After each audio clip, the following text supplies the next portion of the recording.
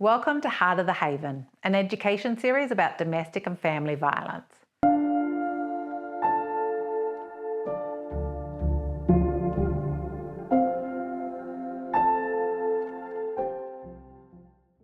I'm your host, Samantha Anderson, and today I'm speaking with Sam Campbell, Executive Officer, Client Services from the Haven Nepean Women's Shelter.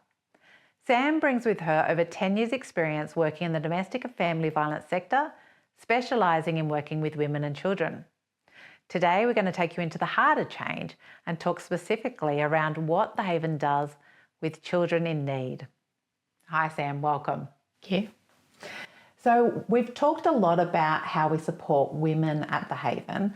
I'd love to understand a little bit more about what we do specifically for the safety and protection of children at the Haven. Yes, at the Haven, we have specialist roles dedicated to children and young people, which mean that they get specialist support from an individual worker that understands their unique experience. So we have a children's or family specific caseworker that works with children 0 to 12. And they support not only the child directly, but the mum or parent as to what kind of healing or developmental supports that age gap might need. That can be things like increasing focus at school. They may have slipped back a little bit at school because of what's been going on at home. They may have some developmental delays. They may need some increased safety and secure attachment with the parent that's at the Haven. For young people, aged 12 to 17, what we do is ensure that they're feeling connected to their peers, their community, their interests at school. We know that often youth feel very isolated and start to disconnect when they experience family violence. And so our youth role is really specialised around rebuilding those points of connection for them as part of their recovery process from family violence. We do follow the child safety standards, which is right across New South Wales, and it's a series of standards that demonstrates that the Haven is a child safe organisation. So that includes the way that staff, volunteers and students are all recruited. We all have working with children checks. We ensure that every single staff member, volunteer and student also understands our child safe practices, knows how to identify a child at risk, how to report around that, how to debrief around that. So our processes as well as our roles are really important to understand how we keep children safe and how we specifically tailor support to them to ensure their safety and protection. Okay. Yeah. And do you have a specific child inclusive framework that you use? And if so, how did you develop that? Yeah, so we're currently this year we've been developing our child inclusive practice framework. So in a previous part of Heart of the Haven, you would have heard me talk about our primary practice framework. That includes trauma-informed, strengths-based, client-centred.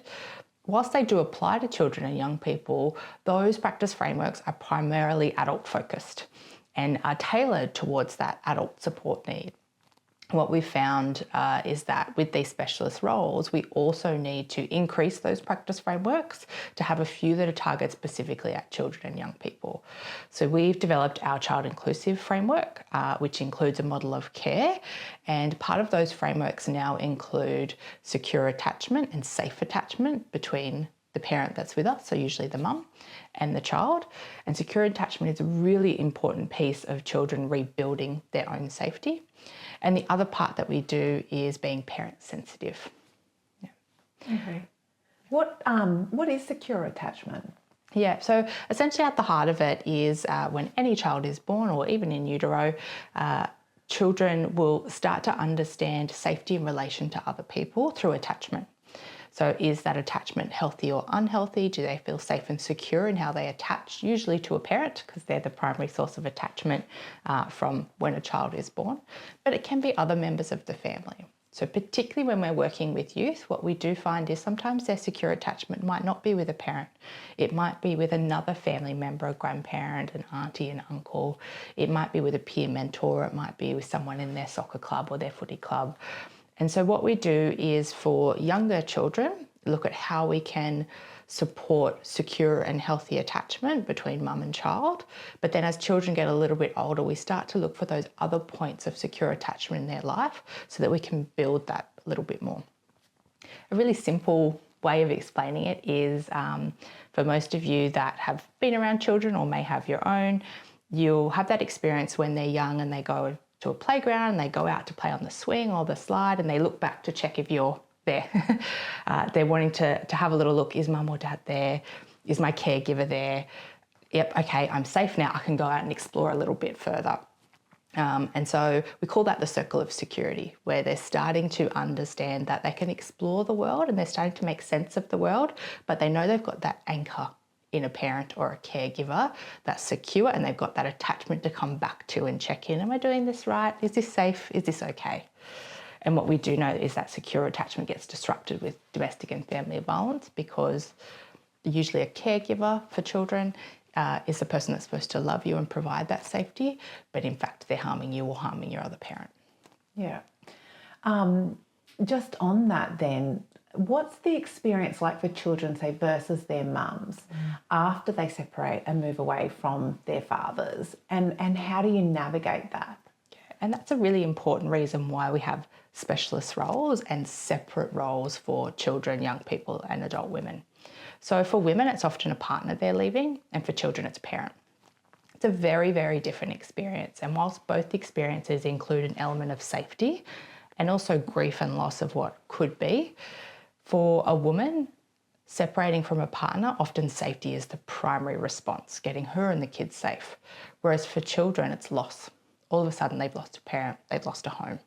And so the experiences, but also the response we give are very, very different. And the impacts we see on children are very different. So at times, children, after leaving a home where they've experienced domestic and family violence, can start to feel a little bit unstable and not sure where they sit, where they're going next, whether they're going to have to leave mum, whether they'll see dad again. There's a complexity of emotions, including grief and loss, that go on for them. Whereas a mum often knows what that's going to look like. She knows how long they're going to be at our service, what her next move might be, the financial position that she's in, whether the kids are staying to school or changing schools. So their experiences are polar opposites, but they have a lot of similarities. So we try and do individual work, but at times also bring families together too. Yeah, I can imagine that would be actually quite difficult then from the mother's perspective. They're looking at it one way and the child is looking at it another way. So how does a child inclusive model support mothers who are trying to heal at the same time? Yeah. So the biggest thing we do is introduce safe play. So for mums who have experienced intimate partner violence, often play has gone way down the list, play with their child, because they're trying to keep everyone safe. They're in a home where they're often walking on eggshells and their primary job is safety. The experience of sitting down and just playing freely with their children is often lost in that experience of intimate partner violence. And so across all of our models, what we try and do is support mums to engage and play again. So our kids groups, particularly our 0 to 5, are all play-based developmental groups. So we teach mums about soft touch. So can your 4-year-old brush your hair? So that's a connection that we're building. We're rebuilding that attachment, but it's also a bit of role play for the child. We've got some gross motor skills in there with the hair brushing. And so while it may seem like a really simple idea or a simple task, there's so many layers as to how we're actually rebuilding connection for a child, and also safe touch for a child and a mum together. We often hear kids say, "Can you play with me? I want to play." Most people that have children or have been around children will hear the echo of, "Can you play with me?"